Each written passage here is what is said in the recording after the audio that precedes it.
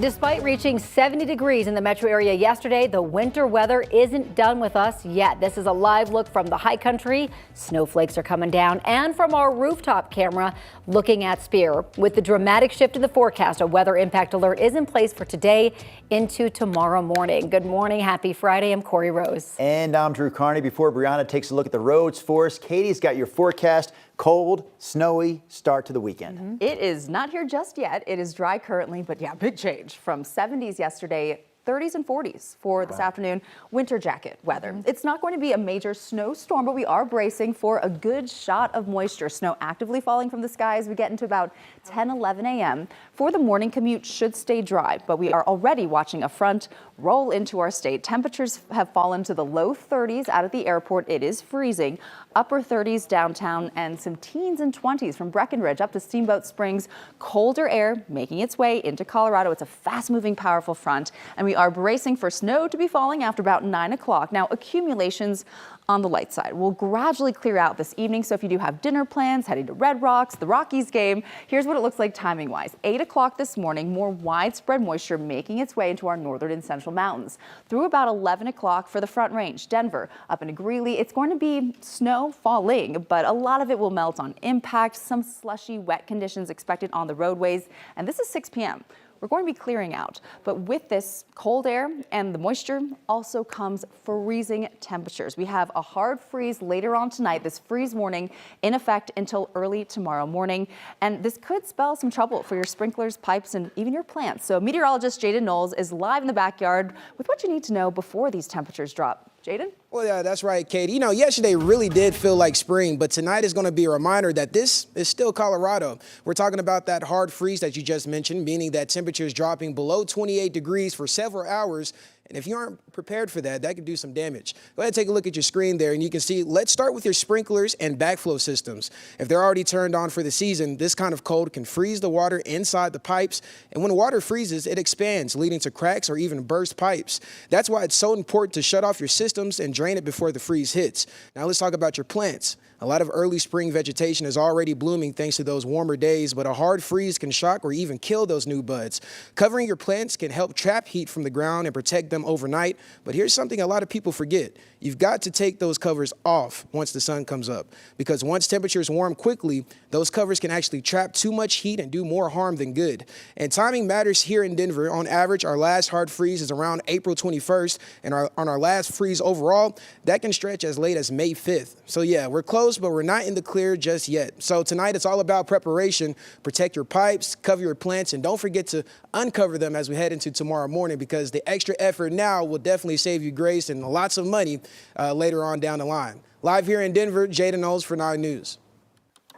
Jaden, thank you so much. Happy Friday, everyone. Taking a live look right now at 225 and Parker Road, where we are seeing conditions there pretty nice. Not seeing any traffic delays or construction or any crashes to report right now, but I do want to talk about one deadly crash, a fatal investigation that's happening right now in Arapahoe County. So if you're in Arapahoe, we know that there is a fatal auto versus pedestrian crash that happened at Foxfields in Arapahoe Road and Lewiston Way. So right now, we know that this crash happened around 2 a.m. You can see it's a very active scene still out there with Arapahoe crews there on scene. Now, we just got off the phone with Arapahoe County Sheriff's Office, and they are saying that this area is still shut down for everyone's morning drive. So especially if you're taking Arapahoe between Lewiston and Foxfield, this is what you can expect. So please keep that in mind, especially if that's part of your morning drive.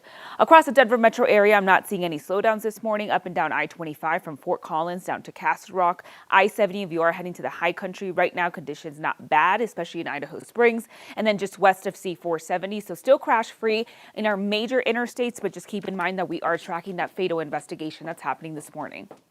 Brianna, thank you. In other headlines this morning, the search is on for a missing turkey hunter on Shavana Mountain. The Chaffee County Sheriff's Office says they found out he was missing around 7 o'clock Wednesday night. They're looking for Caden Seitz. You see him right there on your screen.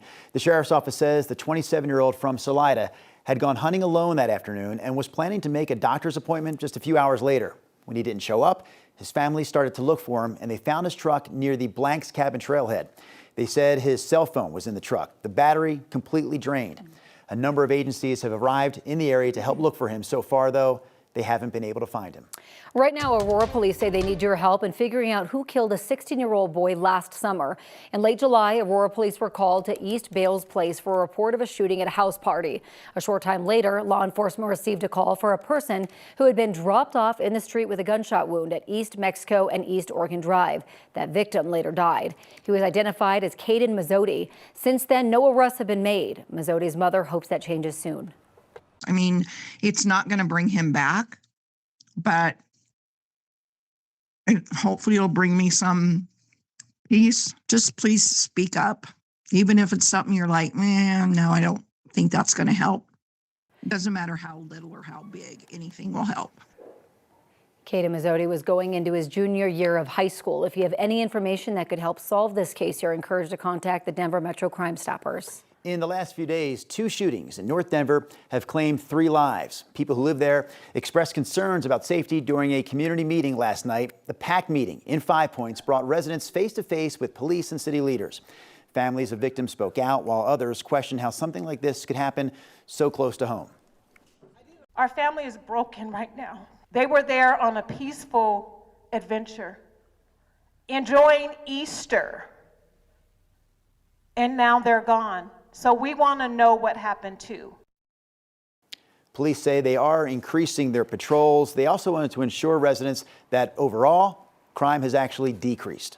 Denver is still months away from offering people a better solution to fight parking tickets. The city's court system closed its office of the parking magistrate in a round of budget cuts last fall, making it harder for people to figure out these disputes. Right now, all drivers looking to dispute parking tickets must appear before a magistrate in traffic court. And records show court hearings and parking cases have skyrocketed since those budget cuts. Steve on your side found fewer than 25 parking cases were heard in traffic courts most months in 2025. But after the budget cuts, the court has averaged nearly 900 each month. The city's transportation department told us last fall that they would create a new online dispute process sometime in 2026. At last check, Mayor Mike Johnston told us they are now aiming for the end of the summer. Before a new law goes into effect later this year, school districts in Colorado have to come up with policies surrounding cell phones and other devices, and that includes Denver Public Schools. A committee made up of educators, administrators, and parents presented their recommendations to the Denver School Board on Wednesday. All of them agreed that the district should ban smartphones, smartwatches, earbuds, and other non-issued devices, and most of them thought that ban should last from the start of the school day till the very end.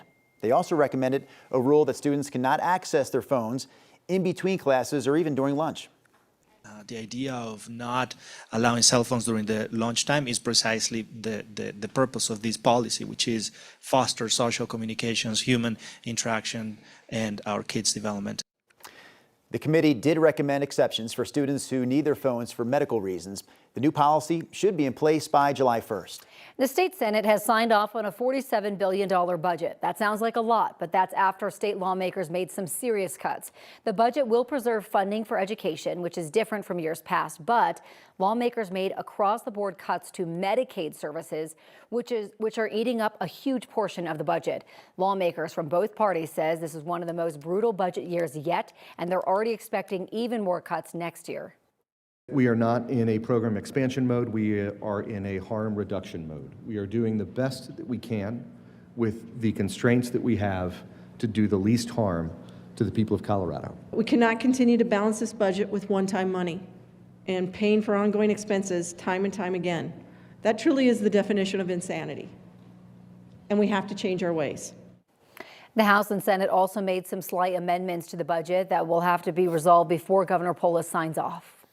New developments in the war in Iran. A 10-day ceasefire is officially in effect between Israel and Lebanon. It comes as President Trump says he's very close to making a deal with Iran. For a second day in a row, lawmakers failed to pass a measure ordering the president to end the war.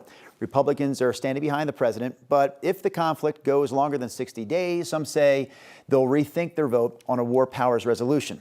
Yesterday, President Trump said he doesn't think it's going to come to that. Iran wants to make a deal, and we're dealing very nicely with them. We've got to have no nuclear weapons. If we do, that's a big factor. And they're willing to do things today that they weren't willing to do 2 months ago. Iran state media is portraying the ceasefire deal in a very different light, saying Lebanon's ongoing resistance forced the U.S. to accept a deal. European leaders are eager to negotiate a deal. The Prime Minister of the UK said this morning that he will do whatever it takes to reopen the Strait of Hormuz.